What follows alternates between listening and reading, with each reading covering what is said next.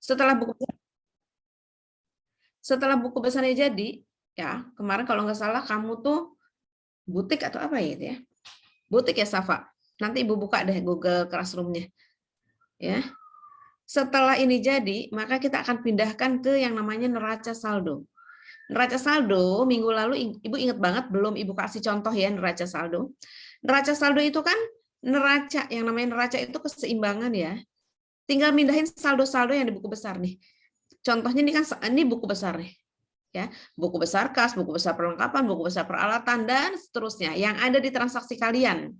Ya, kalau ini kan contoh. Di transaksi kalian, Bu, saya nggak ada kendaraan ya, nggak usah dimasukin kendaraannya. Orang nggak ada, mesti dibikinin buku besarnya. Gitu. Tapi kalau misalnya ada, kita buat. Gitu. Nah kan memindahkan saldo sayang. Ini saldo adanya di sini nih, saldo. Makanya kemarin Ibu bilang bikin dong saldonya, ini sudah debit kredit, bikin saldonya dibagi dua, sama debit kredit juga. Sehingga kita tahu letak saldonya di debit atau di kredit. Saldo itu artinya sisa. Nah. Ya, sisa. Misalnya ini kas nih, yang pertama biasanya dibuat buku besar itu kas. Kenapa biasanya? Karena urutannya pun 1-1-1. Dan kas biasanya memiliki transaksi yang paling banyak. Kenapa? Kan namanya perusahaan pasti ada yang namanya cash flow, keluar masuknya uang. Ya, semakin perusahaan itu aktif, semakin perusahaan itu laris manis Tanjung Kimpul, pasti transaksinya semakin besar. Ya, semakin besar, semakin besar dan semakin banyak. Ya, jadi secara kualitas dan kuantitas akan semakin besar sehingga pasti cash flow-nya itu banyak banget. Ya, Ibu contoh ini. Laundry, usaha jasa laundry. Sengaja nih si Sofi bikin laundry deket kos-kosan. Anak kos kan pada malas nyuci, nggak ada waktunya lagi. Dibuka dengan ngikutin harga pasaran sekilo 8.000 atau 10.000 gitu ya. Promosi lah si Sofi. Harus promosi Sof, kalau nggak ada yang lihat laundry kamu. Promosi ke kos-kos pakai brosur lah ya. Cepat, bersih, wangi, wah segala macam deh kamu bumbu-bumbuin di situ. Tapi harus kamu buktikan. Kamu bilang bersih nggak bersih orang kecewa nanti ya. Kemudian pertama yang laundry cuma 1 orang. Nah, baru 1 doang, nggak apa-apa, namanya baru buka. Kamu kerjain bener-bener rapi, bersih, tepat waktu. Besoknya dia ajak tuh teman-temannya, di laundry Sofi aja nih, begini dan sebagainya. Akhirnya 3, akhirnya 4, 5, 10. Nah, makin banyak kan transaksi, berarti cash flow di sini semakin besar. Keluar masuknya uang semakin banyak. Mungkin yang pertama dilakukan Sofi masih pengeluaran tuh Sof. Misalnya beli mesin cuci 1 dulu, beli ini, beli itu, masih pengeluaran ya, perlengkapan, beli sabunnya, beli dan sebagainya. Tapi ketika ada orang laundry sudah mulai ada kas masuk. Ya, diterima dari Diana 10 kilo laundry jadi 80.000. Dari Dodit 100.000. Nah, itu kan namanya cash flow, keluar masuk, dikeluarin lagi untuk beli sabun, namanya cash flow. Makanya di kas ini biasanya transaksinya besar ya. Ini sih cuma 1 nih. Nah, ya oke ya. Nanti kita pindahkan transaksinya lebih banyak di mana, debit atau kredit. Tinggal mindahin ya. Kalau neraca saldo tinggal mindahin debit, tinggal mindahin debit, tinggal mindahin debit, debit. Kalau debitnya di kredit jadi sebelah kredit. Debitnya di saldonya di debit di sebelah debit, saldonya di kredit seperti ini nih, modal pasti adanya di kredit, kamu taruh di sebelah kredit. Sekarang Ibu buka neraca saldonya, jeng. Nih, tahap pengikhtisaran adalah neraca saldo, zona penyesuaian dan kertas kerja ya. Neraca saldo atau neraca akhir AJP, zona penyesuaian jika ada. Jajaran penyesuaian itu adalah neraca saldo udah kita tutup. Masih ada tambahan transaksi atau salah bikin transaksi, maka kita sesuaikan. Gitu ya. Kemudian worksheet atau kertas sheet-nya. Udah selesai, itu bikin laporan keuangan, bikin laporan laba rugi dan sebagainya. Lanjut. Nah, ini yang namanya neraca saldo atau trial balance. Keseimbangan ya. Adalah kumpulan saldo akun buku besar. Setiap akun disusun menurut urutannya dalam buku besar. Ya diurutkan dari buku besar diurutkan kemarin. Bentuk neraca saldo bentuk neraca saldo cuman ini aja sayang. Nomor akun, nama akun, debit dan kredit. Nomor akunnya berapa? 1 kas. Nama akunnya apa? Kas. Adanya di debit, taruh di sebelah debit. Ya. Nomor 2, nama akunnya apa? Nomor akunnya berapa? Misalnya 3 atau berapa ya. Nama akun modal, adanya di kredit ya. Nomor sekian nih, akun apa? Akun beban. Tulis beban, adanya di debit atau di debit. Gitu. Jadi sesuai yang ada di sini. Nah, ya.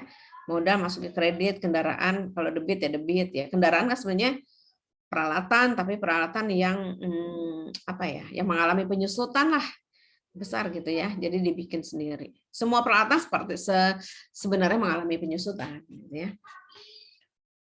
Apalagi kendaraan. Sekarang beli kendaraan, makanya kalau di akuntansi ada yang namanya akumulasi penyusutan. Jadi sudah kita buat dulu di depan, kalau enggak kita rugi. Misal kendaraan beli 200 juta, kamu susutkanlah 20% minimal setahun. Karena emang nilainya turun, ya. Kamu beli HP juga sama. Sekarang kamu beli 2 juta, tapi tahun depan nggak mungkin kamu jual 2 juta. Oh, Bu, jangankan tahun depan, Bu. Bulan depan aja udah nggak bisa 2 juta. Paling 1.800.000 misalnya. 20% kan. Nanti kalau bulan berapa lagi makin turun gitu. Sampai akhirnya ibu tuh HP kasihin orang akhirnya, kalau yang daripada dijual pun tak ada harga. Kita lanjutkan, tadi udah ya neraca saldo. Sampai di sini sudah bisa dipahami, silahkan bertanya. Bisa. Alhamdulillah, karena gampang. Kita buka ya Google Classroom-nya. Oh, ini selesaiin dulu baru ntar kita buka GCR untuk kita bahas sama-sama. Lanjut di sini. Jurnal penyesuaian. Nah, atau lebih dikenal dengan nama ayat jurnal penyesuaian AJP. AJP itu adanya soal AJP itu adanya di neraca saldo, adanya di bawah. Gitu. Apa saja yang disesuaikan? Yang disesuaikan perlengkapan, penyusutan harta tidak lancar, ya, beban dibayar di muka, gitu ya. Jadi beban kita sudah bayar beban tapi di muka, gitu ya. Beban membayar gaji pegawai untuk bulan Oktober. Kan berarti kita udah bayar duluan tuh karena mungkin ada sesuatu ya. Nanti kita sesuaikan. Kemudian ada pendapatan diterima di muka. Kita sudah belum ngerjain tapi udah dibayar. Nih ya, saya bikin kebaya, besok ada acara nikahan saudara saya. Harus selesai ya hari Sabtu. Berapa ongkosnya? 500.000 nih, saya bayar 500.000, tapi harus selesai hari Sabtu gitu ya. Jadi itu namanya pendapatan diterima di muka. Atau misalnya dibayar separuhnya gitu ya, bisa. Utang beban, ada utang beban tuh, beban gaji misalnya, utang gaji ya. Bisa aja gaji karyawan ini belum kita bayar minggu ini misalnya, karena udah tanggung hari Sabtu atau gimana gitu ya. Piutang pendapatan ya, pendapatan tapi belum kita terima dari orang. Sudah ngejahitin bajunya tapi dia belum bayar karena piutang pendapatan. Piutang tidak tertagih. Kok ada Bu piutang tidak tertagih? Ada. Kita punya piutang sama orang tapi nggak dibayar-bayar. Ya, tak tertagih. Sakit dong, Bu. Iya, dulu waktu Ibu ngurusin koperasi, bendahara koperasi dulu ya, yang waktu masih jual buku tuh. Tuh banyak piutang tak tertagih dari siswa. Jadi mengurangi modal sebetulnya, ya, mengurangi modal banget. Karena banyak memang tagihan-tagihannya tuh, sulit ditagih. Kita gimana, mungkin nggak bisa maksa juga kalau orang nggak punya uang kasihan kan. Ijazah kita kasih pasti lah ya, nggak mungkin tidak, karena dia juga ingin melangkah. Mungkin sampai sekarang masih ada utangnya, tapi dengan rapat anggota ya istimewa ini kita putihkan. Diputihkannya gimana Bu? Diputihkannya pakai modal nak. Di sini piutang. Nih nanti aktif apa sih Pak ya? Aktif ada piutang, ada modal kita putihkan tuh. Kan mengurangi modal nih, banyak mengurangi modal. Semakin banyak piutang, kita sebenarnya ketempuan yang pengurus nih, aduh minta ampun susahnya deh. Ada rasa tidak tega, ada rasa segala macam ya. Makanya Ibu senang sekali sekarang tuh nggak ada buku ya. Sekarang buku mah bisa diakses di e-book, di Google banyak, udah silakan aja. Kalau dulu kan nggak begitu.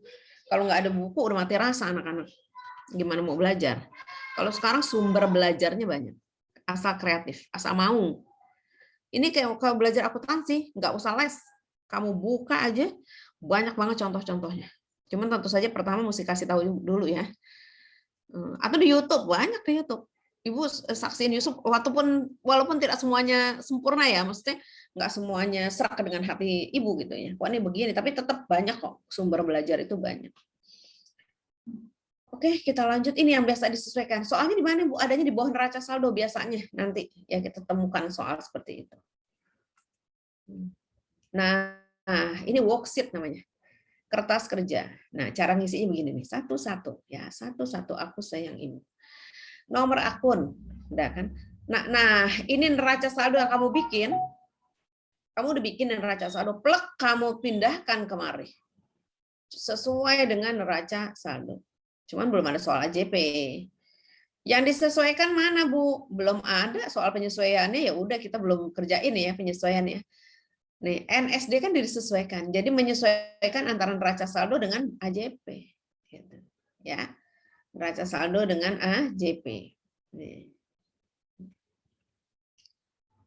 Gitu ya. Disesuaikannya kalau adanya di debit, di NSD-nya di debit. NSD-nya neraca saldo disesuaikan. Ibu menyingkatnya NSD seringnya kayak gitu. Ya. Jadi kalau udah ada soal penyesuaian nanti neraca saldo kalau banyakkan di debit taruhnya di debit, kalau banyakkan di kredit taruhnya di kredit gitu. Kelihatannya ribet Bu, banyak bagan doang, ngerjainnya paling enak ini, ya. Laba rugi. Untuk mengetahui seberapa banyak laba atau seberapa ruginya. Oh, udah sebulan nih Bu pengen tahu laba apa rugi nih gitu. Laba rugi didapat dari mana sayang? Dari pendapatan dikurang beban-beban. Ya. Pendapatan dikurang beban. Oh, pendapatan 800, bebannya 700, masih untung lah 100. Bisa nggak Bu misalnya lebih besar pengeluarannya? Ya bisa-bisa saja. Berarti rugi gitu ya. Pendapatannya 800, pengeluarannya 1000 ya, nggak pernah awal usaha gitu ya. Dan neraca ini tidak semua masuk neraca, yang masuk neraca harta lancar, kas dipindahkan ke sini. Nah di bawahnya nanti harus sama, itu aja sih ya. Lanjut ke nih, ada yang namanya laporan perubahan modal. Apa itu laporan perubahan modal? Ini udah sampai ke tahap laporan keuangan loh, ya. Modal itu kan selalu berubah, nah. Terutama kita ingin mengetahui modal akhir misalnya. Modal awalnya 5 juta. Di akhir, modal akhirnya 10 juta, Bu. Hore deh, kita untung 5 juta. Ya belum tentu. Laporan perubahan modal ini harus kita lihat dulu apanya saja yang berubah. Tapi yang jelas modal akhir kurang modal awal itu namanya perubahan modal. Kalau kamu punya usaha, jaga modalnya. Gitu. Jangan sampai modalnya berkurang tapi kita nggak tahu kemana. Gitu ya.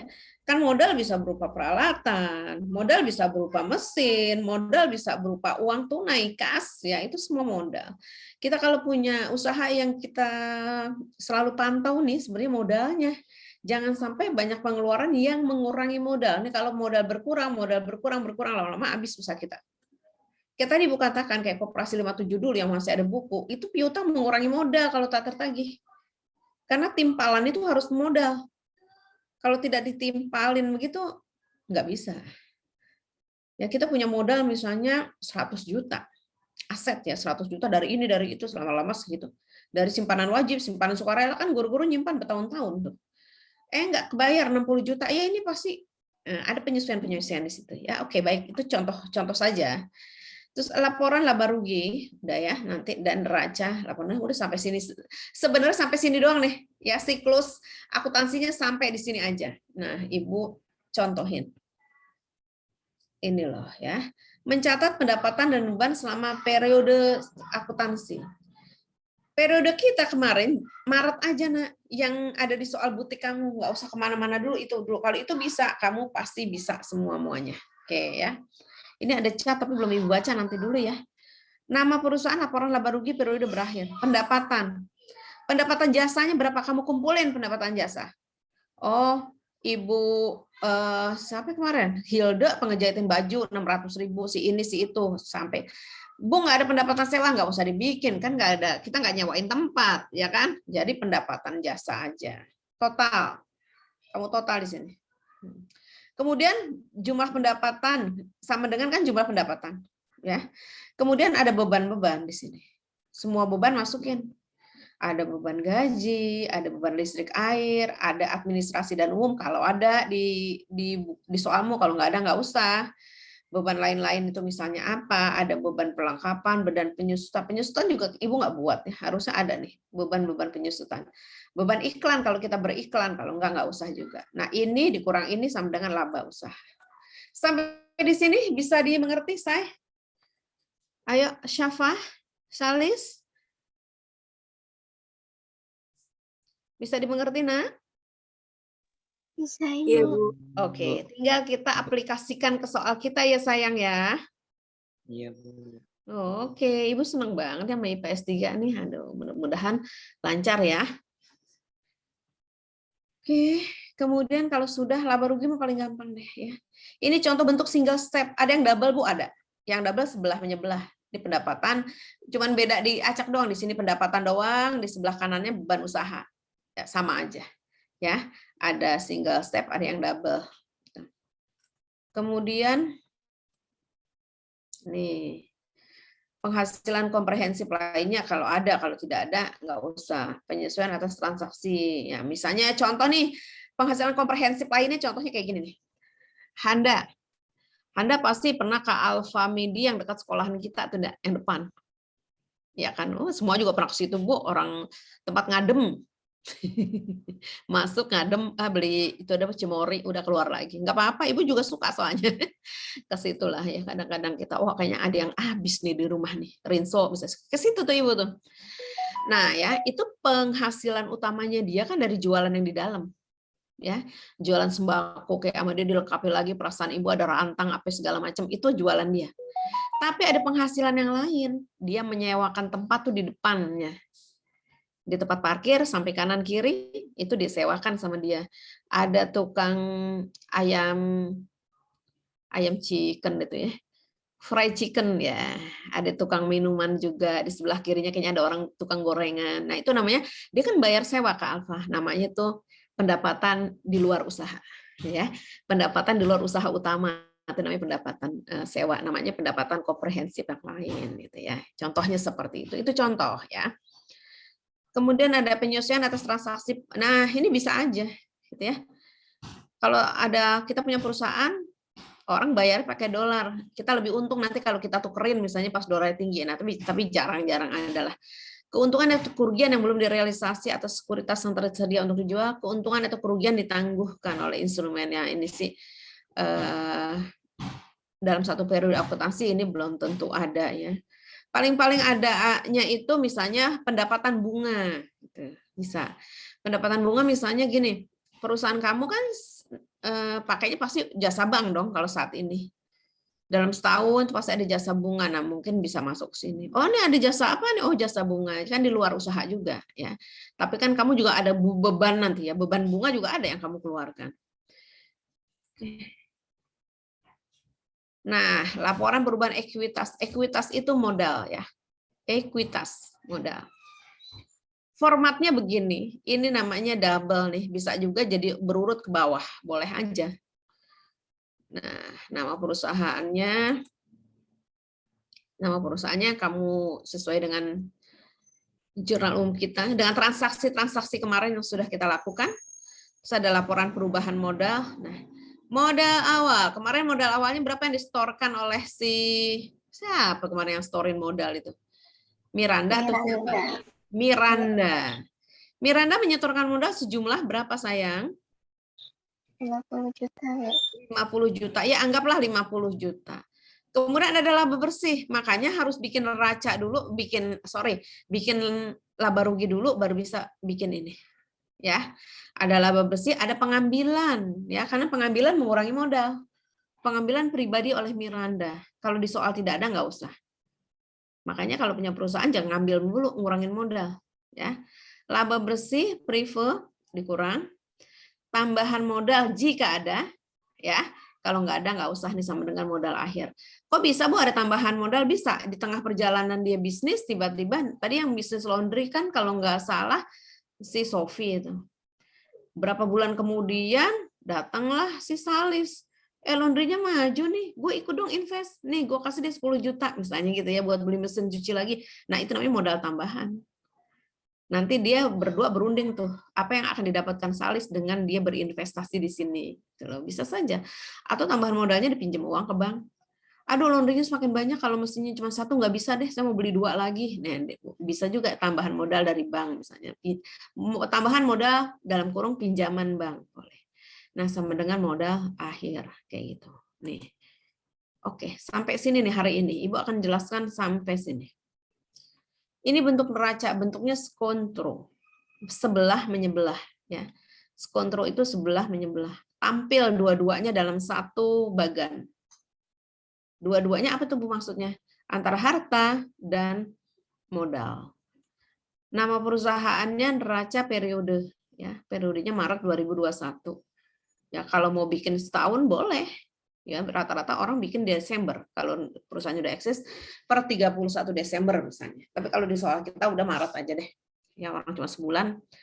Harta terdiri dari harta lancar dan harta tidak lancar ya. Harta lancar kas, piutang yang ada di pihak lain, perlengkapan, sewa dibayar di muka, iklan.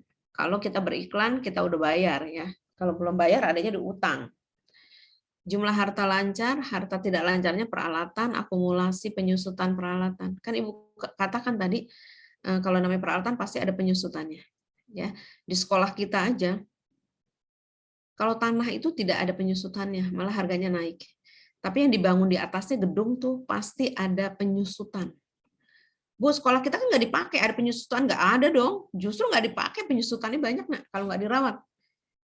Ya, kalau kamu tempati dulu, kamu pakai tuh ruang-ruang belajar, kamu pakai nih. Kadang-kadang pintu kamu tendang-tendangin, itu pintu kagak salah, tapi buat bercandaan tuh.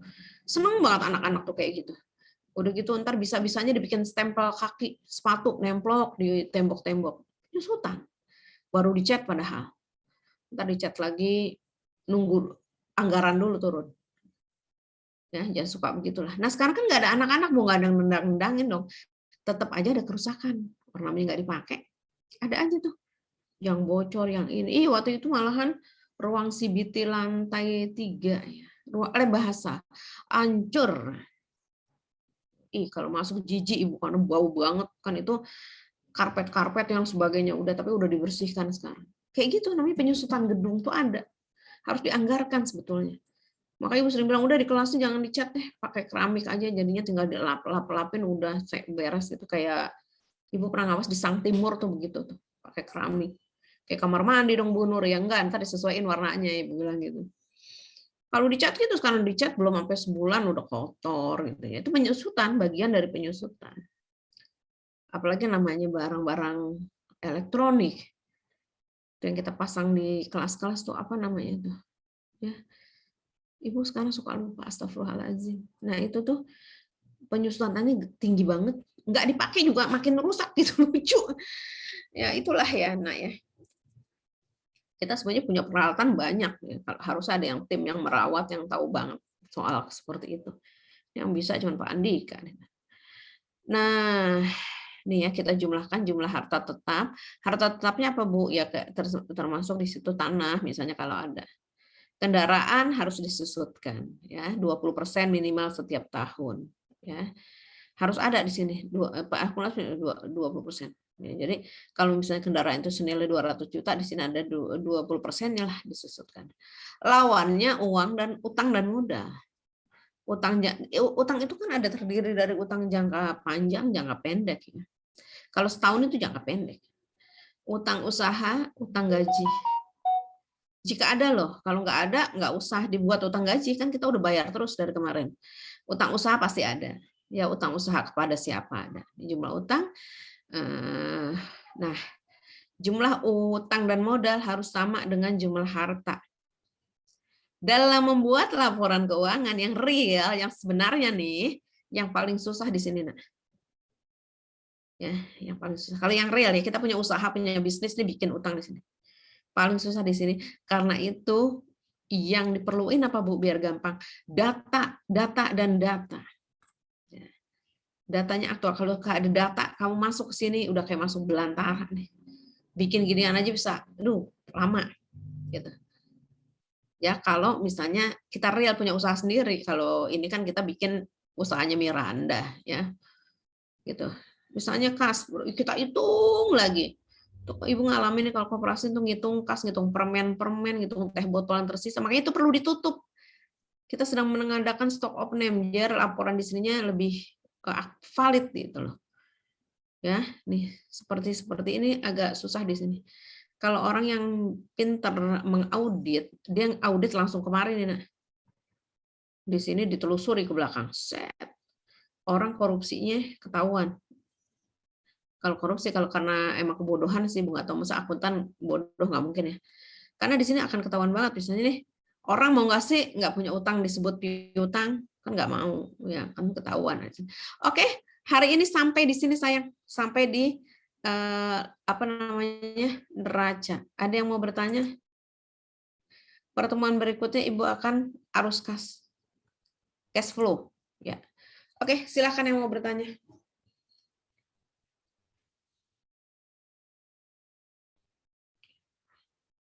Tugasnya apa, Bu? Ya, kamu kan pasti pengen dapat tugas ya. Ibu cek dulu. Udah dibikin kolase belum? Bikin dong, Handa. Kolasenya enggak? Nih, Ibu stop share. Ya.